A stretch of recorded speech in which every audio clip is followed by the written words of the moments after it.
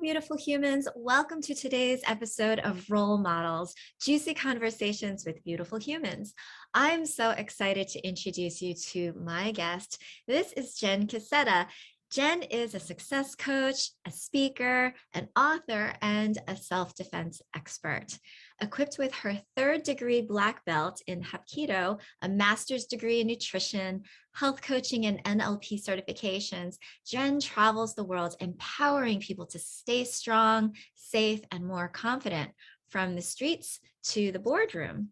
Now, Jenn believes that no matter your height, your weight, your gender, race, or background, everyone should have the ability to feel strong, safe, and powerful. Yes! And now Jenn's latest book is available for pre-order. It's called The Art of Badassery. Unleash your mojo with the wisdom of the dojo. Welcome, Jenn. Thank you so much for having me, Jenn. I'm so excited to be here. And hello, everybody out there. Oh, it's so great to have you. Now, I'd like to set the stage for those who are listening to this podcast because, as we all know, looks can be very deceiving. So no one looking at Jenn would ever know just by walking down the street, running by her, that she could easily kick your ass. So Jenn, I'm sure that there's a great story in how you got started in martial arts. Tell us all about it. Sure. So it was 22 years ago that I stepped into a dojang in Korean for the first time and pretty much fell in love. It was weird. I was early 20s and really just looking for a different kind of workout. My father had been doing martial arts, so I was familiar with it, found a great school, great people, and I started to feel all these amazing benefits, like throwing punches for the first time and kicks, and you start to feel more powerful in your body, also my mind, and more spiritually grounded. Like, it was all these amazing benefits. In that first year, something crazy happened to the world, and I had kind of one of those life-shifting experiences. Essentially, on September 11th, I was a year into training in martial arts and showed up to work that morning 3 blocks south of the World Trade Center. And as you can imagine, it was chaotic. And I went into the lobby of my building, and that's when the first tower fell. I was scared, I was paralyzed with fear and completely traumatized. But this woman grabbed me, and her and I bonded and said, we're going to get out of here today. That day, we went for hours running around covered in soot and finally made it to the dojang. So that was the first time that day that I felt this safety, this refuge, this calming down your nervous system. And looking back, I can say that that was this pivotal moment for me, because the next few months I was out of a job and all I wanted to do was go train at the dojang. So that's how it kind of really started. Amazing. It's really such a metaphor of your circle of life, of coming home to it and really kind of finding refuge in it. Number one, going through that must have been so traumatic, and that still resides in you, I'm sure. Just those moments every single year with an anniversary. And, here you have this wonderful thing that is a gift to you, which is this feeling of protection, this feeling of support.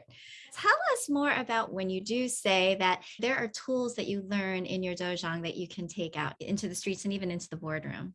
Yes, absolutely. I realize it more and more the older I get, that the benefits of the training have less to do with the kicks and the punches and the techniques. Like, all that stuff is great, but it's completely secondary to the mental strength, the inner strength that I developed, the leadership skills, the communication skills, all the self-empowerment tools that I now get to teach and laid out in the book that I wrote. So essentially, the book walks you through it all from white belt to black belt. I use it as a metaphor, right? I use martial arts as a metaphor. In the beginning, it's all about getting onto the mat for the first time. So going to the dojo of your life is where you do your work, where you interact with people, your home, your office, wherever. And you're going to be met with opponents. And sometimes those opponents can be people, and sometimes they can be heartbreak, grief, loss, pain, disease, right? You name it. For a lot of people, that big opponent was like the last 2 years of being in a pandemic for the first time, and just all the uncertainty that came with it. So that's kind of the white belt lesson. And then yellow belt is all about how to get back up with ease, with grace, with velocity, and all the different strategies that I learned on the mat, from pivoting to rolling to making ultimate comebacks when life just knocks you out for the count. That is incredible. So how do you know when you become a black belt? Yeah, good question. Well, the black belt in badassery, you may be that already. right? There's so many people that have done a lot of personal development work, but specifically in the Black Belt journey is all about leadership and defining your own style of leadership. My hope is that Black Belts who claim to be leaders practice a few different things that I learned in martial arts. As a martial artist in Black Belt level, it's all about giving back. It's about leading, teaching, mentoring, passing those skills on for the good of others. It's less about the type of leadership we so often see that's like clamoring your way to the top and stepping on others and just racing to get there. It takes time and patience and discipline to really step into that Black Belt role. And some of the other lessons are that Black Belt level is really just the beginning, right? It's about mastering the basic skills. So if you think about your own self-development journey, a lot of people have done that already. So Black Belt is like now beginning a whole new level almost. Yeah, I love that. And I also think it's such a metaphor for life in so many ways. But if I think about people who say, oh, I want to be a black belt, and that's a wonderful goal, or if they're in a certain place in their lives and they're constantly criticizing themselves along the way and getting to this place where it becomes that all they can think about is the next belt, the next belt, the next. I think that there is something to be said in the learning and in the lessons that happen along the way, and in appreciating where you are and not pining and saying, well, that person's so far ahead, that person's so much better. It's like, this is where you are. This is where your dojo is. That person's in a different dojo, right? Oh my God, Yeah. That's my biggest work right now. I think you Oh, just nailed it on the head, Jen, is like always remembering that people start out at different places. We all need to stop the comparison to other people. I think I'm past a point in my life where I do it about beauty standards. I don't really, like I feel very grounded in that area. But when it comes to career and being an entrepreneur and looking at other successful entrepreneurs, I know I definitely can get in that cycle. So that's actually a chapter around green belt, which is about finding your voice and really learning to master the voice in your head. I think that that's great that you've even addressed that. And there seems like there's so many practical lessons that anybody, irregardless of whether it is somebody interested in martial arts or not, there are so many really valuable lessons that you're bringing there. Now, I want to go back. I used to like The Karate Kid when I was young. Of course, I've probably seen it a million times. Yes, I watched season 1 of Cobra Kai. I haven't watched season 2 yet, but oh my God, how could you stop? I'm obsessed. There's so much good TV on, I know, and I'm like, I'll get back into it. But I think his name was Eli Hawk. Was it Hawk Moskowitz? He's the one that's like the wimpy kid that's picked on. And then all of a sudden he finds that he can turn into a badass with the help of some training and the dojo. But unfortunately, instead of just being a badass, he just turns into an asshole. You know? And I think maybe he does a little bit of a come around towards the end of the season. But how do we prevent ourselves from becoming assholes, from just going too far? What is balance? Great question. I think it's all ego, right? And it's like part of the work is to recognize that we all have it. We all have our ego and checking it, right? Yeah. And I think that all of the work, all of the chapters in the book, all of the lessons in the book, it's all ongoing work. Nobody truly ever masters their inner voice and it never is negative again. No one can ever completely drop your ego and check it out the door at every situation you enter. So I think it's really just about the awareness of it and then being able to use it with discernment. Like, hey, I really want to go into this next interaction with my ego tamed, or I don't want to say not there at all, because is that possible for folks? That's not possible either. And it's there for a reason. I mean, the ego is a manifestation. And so we just recognize when we are in balance with ourselves, as it were. And where those shifts are, where those ebbs and flows are. Wow. I think that there's also people like me who would be like, I'm a lover, I'm not a fighter. How do you think that martial arts, or knowing some of the practices, how does that help bring peace? Yeah, I was just going to say that. I was going to say, really, martial arts is about peace when you come down to it. I think in the last, 10-ish years or so, a lot of what we see in martial arts is not martial arts. UFC fighting is not martial arts. Thank you. Thank you. God, I don't watch it. I don't follow it at all. It's not what I was taught. It is sport.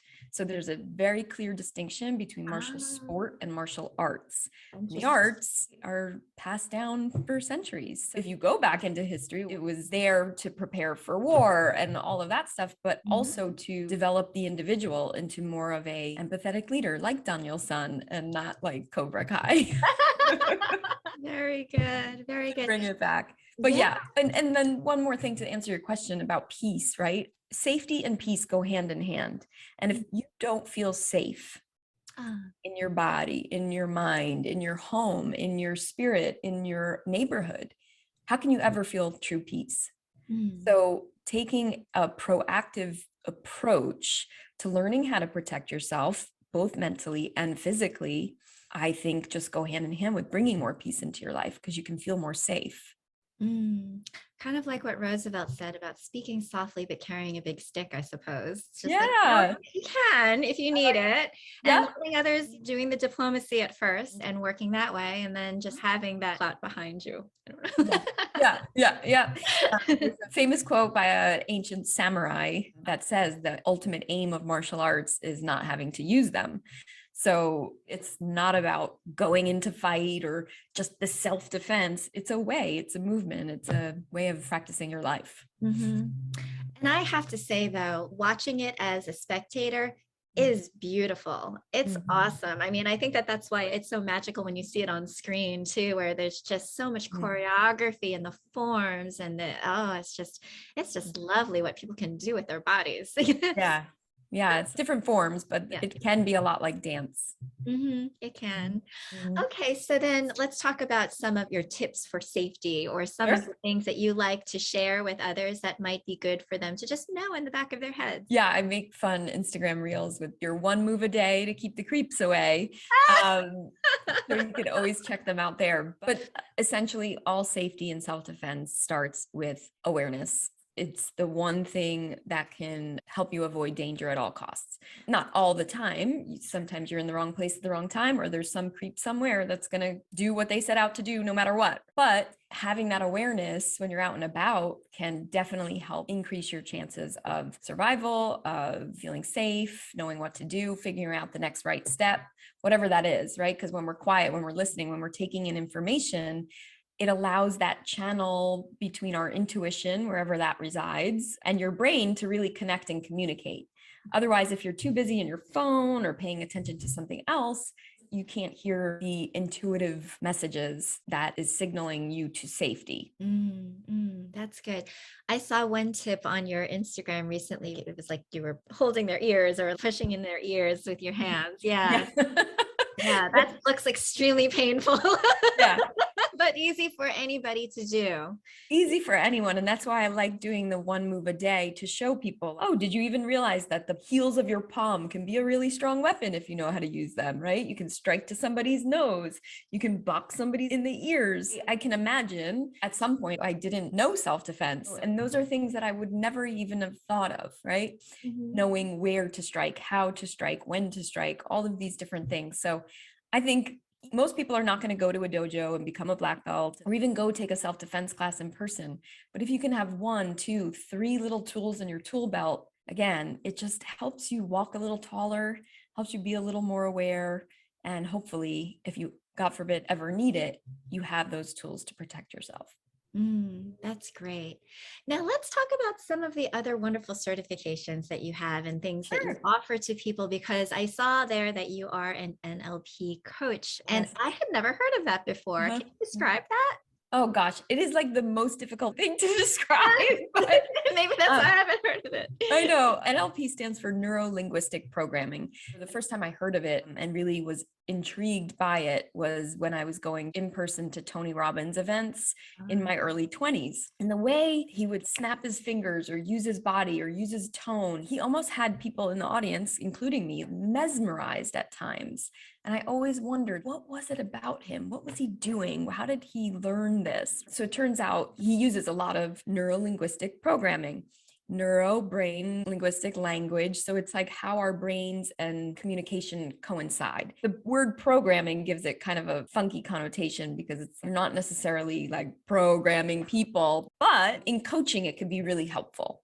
So in coaching, how I use it, I'm very basic. It's just about listening to people, the words they use, where their eyes move, their nonverbal communication, and then digging deeper and asking the right questions to help people, kind of uncover what are their limiting beliefs, what else is going on. Because as a health coach for so long, people usually come to me with, I want to lose weight and blah, blah, blah. And as you know, it's never about the food. It's never about the workouts necessarily. It's about what's going on here and the blocks and the limitations that way. So that's how I use NLP. I think that that is so brilliant that you even mentioned that in terms of it's not about the food, because so many books, so many podcasts, so much information, it's about the damn food, and they're not getting to the root cause of the problem. Like, I think that the healthiest that I had been was probably the day that I decided that I didn't need a scale anymore, because every single day where I was getting on there and beating myself up about what I weighed, which is just a ridiculous thing. Nobody cares what you weigh. Right. The amount of energy that is put towards things that don't matter,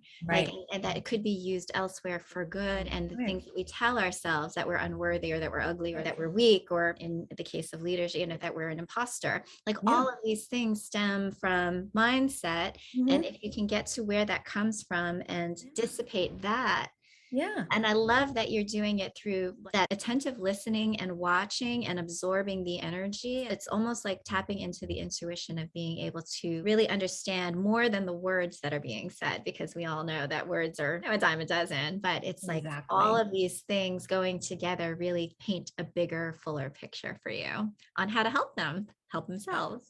100%. Absolutely. Oh gosh. I wish I could sum it up as well as you just did. Well, you just did, because I just received that from you. That is wonderful. So your book comes out on August 23rd. Is that right? That is correct. Exactly. Yeah. Well, let's talk about what you do offer, because you are a health coach. And so what is your normal clientele like, if there is such a thing? What do people come to you and say, gosh, Jenn, I could really use your help with this? Well, it's funny because usually the reason why people come to me initially is not the reason or the thing that we actually wind up making improvements on. For example, a client came to me about a year ago wanting to lose weight. It was all about the weight, the food, the workouts, this, that. And it got to a point where I was just doing my best to listen to her lifestyle and all of it. And I kept reminding her that she's in a job that is super stressful and she's literally like killing herself with her job. I got a text just yesterday that she quit her job. So like that could come out of coaching when it wasn't the initial thing that you wanted to do, but you realized that it was the one thing that was really holding you back from your life goals. Absolutely. And that's really the part of exploring. It's like, you never want to just treat that thing that's on the surface, because there's so much more to it. And then once you get there, then it's amazing how your life can really change, isn't it? Yeah, absolutely. I'm always as excited or surprised at my clients' successes because, again, sometimes the things that wind up happening from the coaching really had nothing to do with what we set out to do. So it's really fun. That's the magic. Well, Jenn, it was a pleasure to speak with you today. I am so excited that everybody is now going to learn all about you and how they can also be a badass, no matter where they are in their place in life. Thank you so much. Thank you, Jenn.